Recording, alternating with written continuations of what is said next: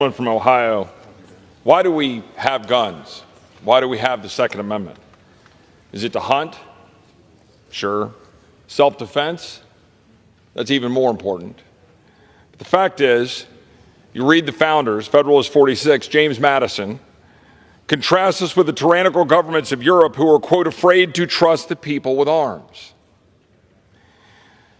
Joseph Story, in his commentaries on the Constitution in 1833, quote, the right of the citizens to keep and bear arms has justly been considered as the palladium of the liberties of a republic, since it offers a strong moral check against the usurpation and arbitrary power of rulers, and will generally, even if these are successful in the first instance, enable the people to resist and triumph over them. We have a Second Amendment because we understand in this country that there are some things, inalienable rights, that you cannot justly take away from a free and equal human being. Tyrants disarm the people they intend to oppress. Those are the facts. Jewish people in Germany were prohibited from owning arms. 13 million Jews were exterminated by the Nazis. The Soviets instituted gun control and millions were killed. 20 million dissidents were rounded up and exterminated. Mao disarmed the Chinese people. 20 million dissidents were exterminated. In Cambodia, the Khmer Rouge were able to take advantage of the fact that limited gun ownership to just hunters and killed 1.5 million to 3 million Cambodians. Turkey disarmed Armenians and 1.5 million Armenians were killed in the Armenian genocide. The South disarmed slaves and actively fought against their arming. And then in the 20th century, armed black army veterans, for example, in Louisiana, were able to defend against the KKK. Even fact-checking organization, Snopes, said, quote, we find it reasonable to conclude that gun confiscations facilitated by laws requiring the registration and licensing of firearms played a crucial role in the carrying out of 20th century genocides. This is not fiction. This is in our lifetime. This is in our grandparents' lifetime. This is in our recent history.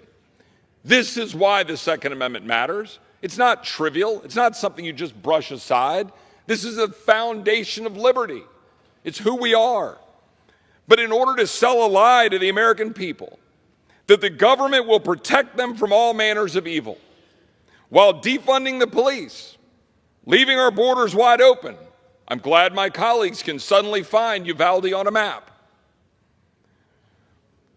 while allowing dangerous cartels operating hundreds of miles into Texas, allowing fentanyl to pour into our communities and kill tens of thousands of children. The very children my colleagues say they wish to protect. In order to do this, Democrats in this body are willing to take away a citizen's God-given right, yes, God-given right that was mocked earlier, to protect himself or herself or her family or his family from harm. The very harm they foster by appeasing lawlessness. And importantly, from the very tyranny being applied to them to deny that right.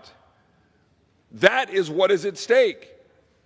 This bill, and it gets brushed aside, raised the age limit. Well, there are constitutional questions to that in the Fourth Circuit, Ninth Circuit, and other circuits. The second title on straw purchases.